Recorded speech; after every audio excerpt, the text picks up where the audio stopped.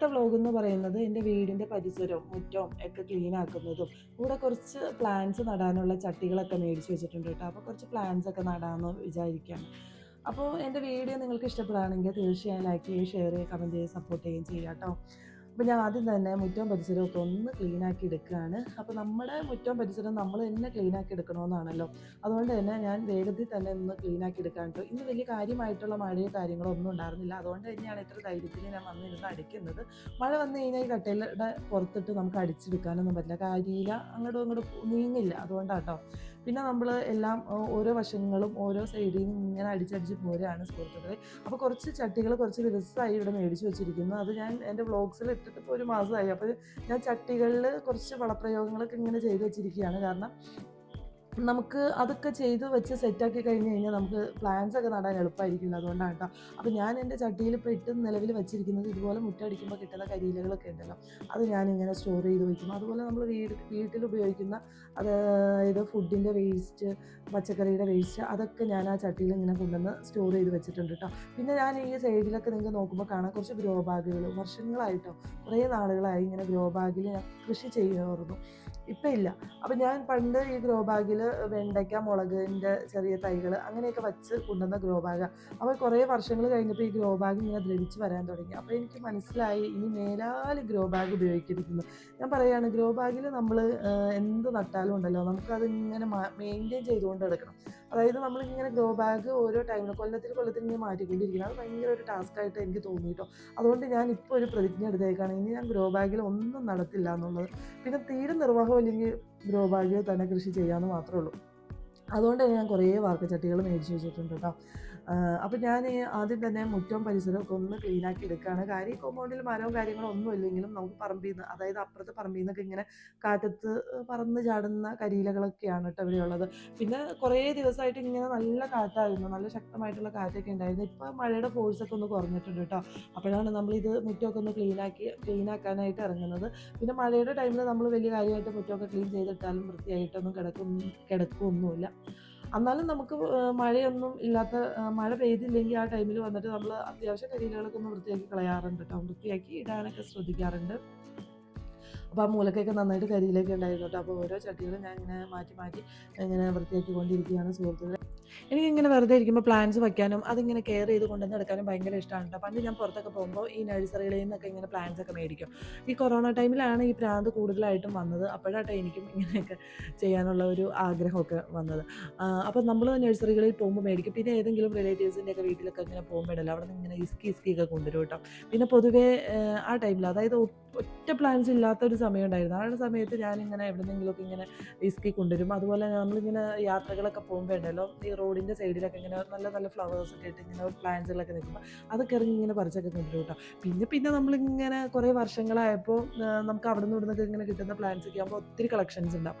അങ്ങനെ വലിയ കാര്യമായിട്ടുള്ള കളക്ഷനൊന്നുമില്ല, എൻ്റെ എല്ലാം ലോക്കൽ പ്ലാന്റ്സ് ഒക്കെ തന്നെയാണ്.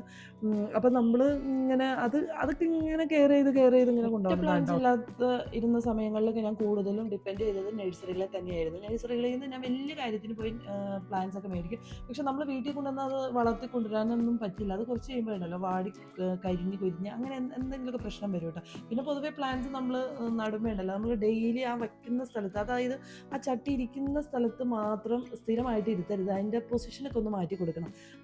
അത് നമ്മൾ പ്ലാന്റ്സ് കെയർ ചെയ്യുന്ന ആൾക്കാർ ഒന്ന് ശ്രദ്ധിക്കേണ്ട കാര്യമാണ്. നമ്മളെപ്പോഴും ഇങ്ങനെ വലിച്ചു വാരി വളപ്രയോഗങ്ങളും കാര്യങ്ങളൊക്കെ ചെയ്യാറുണ്ട്. ആ പ്ലാന്റ്സിൻ്റെ പൊസിഷനും കൂടി ഒന്ന് മാറ്റി കൊടുക്കുകയാണെങ്കിൽ അത് പ്ലാന്റ്സ് പെട്ടെന്ന് ഗ്രോ ആവാൻ ഒത്തിരി ഹെൽപ്പ് ചെയ്യും കേട്ടോ.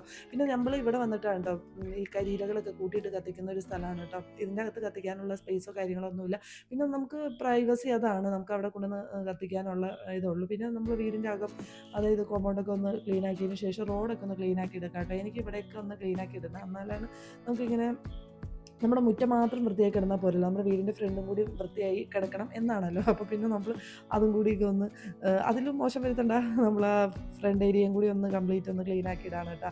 അപ്പോൾ വലിയ മഴയൊക്കെ വരുന്ന ടൈമിലുണ്ടല്ലോ ഇവിടെ നന്നായിട്ട് കരിയിലൊക്കെ ഉണ്ടാവാറുണ്ട് കേട്ടോ. ഇപ്പം മഴയുടെ ഫോഴ്സ് ഒന്ന് കുറഞ്ഞതുകൊണ്ടാണ് ഇത്രയും കരിയിലകളിൽ ഒതുങ്ങിയിരിക്കുന്നത്. സാധാരണ ദിവസം എനിക്ക് ഒത്തിരി ഇവിടെ അടിക്കാനുണ്ടാവും കേട്ടോ. പിന്നെ കഴിഞ്ഞ ദിവസം ഞാൻ ഇവിടെ കുറേ പുല്ലും കാര്യങ്ങളും മണ്ണൊക്കെ ഇങ്ങനെ കിടന്നത് ആകെ വൃത്തികേടായിട്ടൊക്കെ കിടക്കായിരുന്നു. അതൊക്കെ ഞാൻ കഴിഞ്ഞ ദിവസം ഞാൻ വൃത്തിയാക്കി ഇട്ടിട്ടുണ്ടായിരുന്നു. പിന്നെ കുറച്ച് പുല്ലും കാര്യങ്ങളൊക്കെ കയറി കിടക്കുന്നുണ്ടായിരുന്നു കേട്ടോ. അതൊക്കെ ഞാൻ വൃത്തിയാക്കി ഇട്ടിട്ടുണ്ടായിരുന്നു. അതുകൊണ്ട് തന്നെ ഇന്ന് ക്ലീൻ ആക്കാനായിട്ട് വലിയ ബുദ്ധിമുട്ടുണ്ടായിരുന്നില്ല.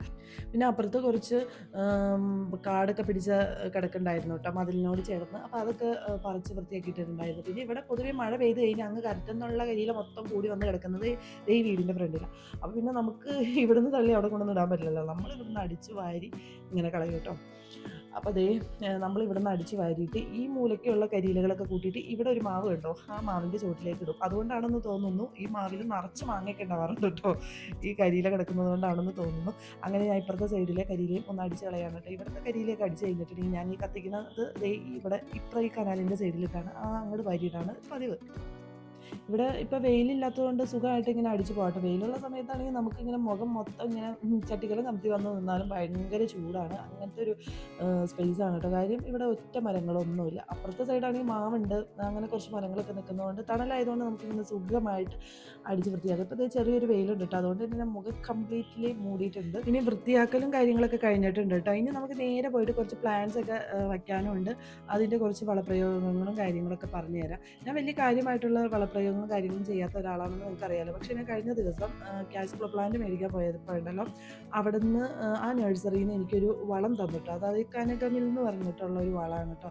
ഇത് ഞാൻ ആദ്യമായിട്ടാണ് യൂസ് ചെയ്യുന്നത്. ഇങ്ങനത്തെ പൊതുവേ നമ്മളിവിടെ മേടിക്കാറില്ല. അന്ന് ഞാൻ കുറച്ച് ഫ്രൂട്ട്സും കുറച്ച് പ്ലാന്റ്സൊക്കെ, അതായത് ചെടികൾ മേടിച്ചപ്പോൾ എനിക്ക് അവിടെ നിന്ന് തന്നതാണ്. അതായത് ഫ്രൂട്ട്സിന് ഇടാൻ വേണ്ടിയിട്ട് മേടിച്ചതാണ് കേട്ടോ. അപ്പോൾ ഞാൻ അത് കുറച്ച് ഫ്രൂട്ട്സിന് ഇട്ടേച്ച് ഞാൻ ഇനി പ്ലാന്റ്സ് ഏതായാലും മേടിച്ചതാണല്ലോ, കളയണ്ടല്ലോ എന്ന് കരുതിയിട്ടാണ് ഞാനത് യൂസ് ചെയ്യുന്നത്. അപ്പോൾ എനിക്ക് ഭയങ്കരമായിട്ട് വിശപ്പ് വന്നു. അപ്പോൾ ഞാൻ പിന്നെ ജനലിൽ കൂടെ കൈ കടത്തി തോണ്ടി എടുത്ത് ഒരു പഴം അങ്ങോട്ട് എടുത്ത് കഴിക്കാൻ കേട്ടോ. പിന്നെ നമുക്ക് ഇനി ചുറ്റി കടങ്ങി അകത്ത് കയറി കഴിക്കാനുള്ള ക്ഷമ ഇല്ലാത്തതുകൊണ്ട് തന്നെ നമ്മൾ പുറത്ത് നിന്ന് ഫുഡ് കഴിക്കുകയാണ്. ഫുഡല്ല, പഴം കഴിക്കുകയാണ് കേട്ടോ. പിന്നെ നമ്മൾ നേരെ വളവും എടുത്തുകൊണ്ട് വളപ്രയോഗത്തിനായിട്ട് ചെല്ലാണ്. അപ്പോൾ അതിന് മുമ്പ് ഞാൻ എൻ്റെ പ്ലാന്റ്സ് ഒന്ന് ചെറുതായിട്ട് നിങ്ങൾ കാണിച്ചു തരാം കേട്ടോ. വലിയ കാര്യമായിട്ടുള്ള കളക്ഷൻ ഒന്നുമില്ല, ഉള്ളത് ഇങ്ങനെ മെയിൻറ്റെയിൻ ചെയ്ത് കൊണ്ടുവന്ന് നടക്കും. പിന്നെ കുറച്ച് ദിവസമായിട്ട് ഇങ്ങനെ അവിടെ നിന്ന് കിട്ടുന്നതൊക്കെ പുതിയ ചട്ടിയിലൊക്കെ ഇങ്ങനെ വച്ചിട്ടുണ്ട്. പിന്നെ അതേ ഇപ്പുറ സൈഡിൽ ഞാനിങ്ങനെ ഫ്രൂട്ട്സിൻ്റെ തൈകളൊക്കെ വെച്ചിട്ട് ഇപ്പോൾ അതൊക്കെ ഇങ്ങനെ പൊങ്ങിയിട്ടുണ്ട് കേട്ടോ. എല്ലാം തന്നെ നന്നായിട്ട് ഗ്രോ ആയിട്ടുണ്ട്.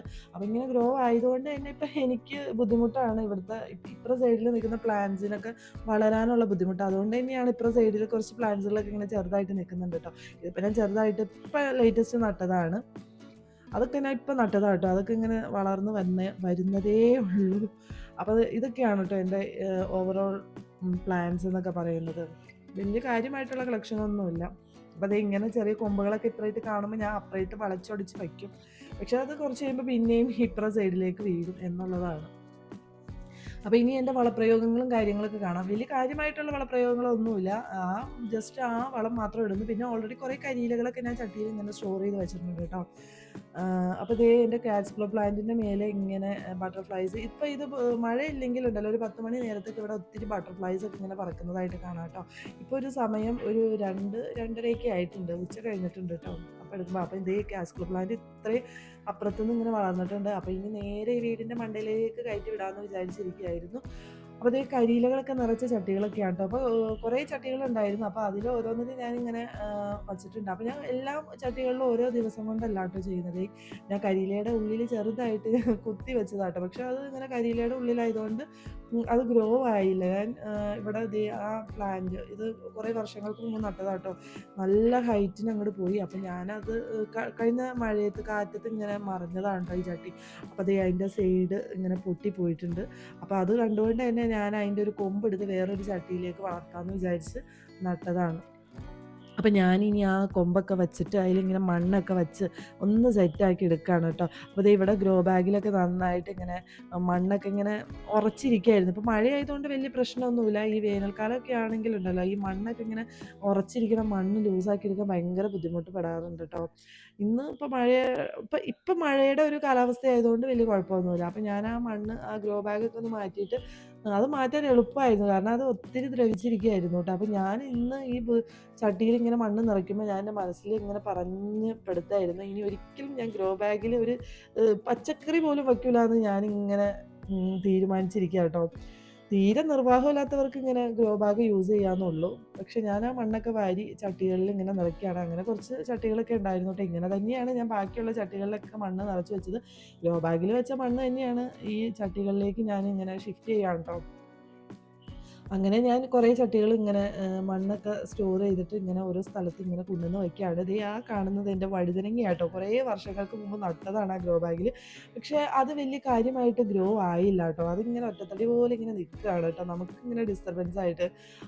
അത് ഉണ്ടാവുകയാണെങ്കിൽ ഉണ്ടാവട്ടെ. എനിക്കതൊരു ഡ്രമ്മിലേക്ക് മാറ്റി നടണമെന്നുണ്ട്. എന്നാൽ അത് നന്നായിട്ട് ഗ്രോ ആവും. ആ ഗ്രോ ബാഗിൽ മണ്ണാണെങ്കിൽ ഇതിങ്ങനെ ഒലിച്ചൊലിച്ച് പോകണ്ടായിരുന്നു. ഈ ഗ്രോ ബാഗിലുണ്ടല്ലോ മെയിനായിട്ട് വരുന്ന പ്രശ്നം എന്ന് പറയുന്നത് കുറച്ച് കഴിയുമ്പോൾ അത് ഓട്ടോമാറ്റിക്കലി ഗ്രോ ബാഗ് ദ്രവിച്ചും പോകും. പിന്നെ അതല്ല ഈ അനിമൽസ് അതായത് ഈ പൂച്ച, എലിയൊക്കെ ഉണ്ടെങ്കിലുണ്ടല്ലോ ഈ ഗ്രോ ബാഗിൻ്റെ ഉള്ളിൽ കയറി ആ മണ്ണൊക്കെ ഇങ്ങനെ ഇങ്ങനെ ചുമ്മാ കുഴി തോണ്ടി വെക്കും.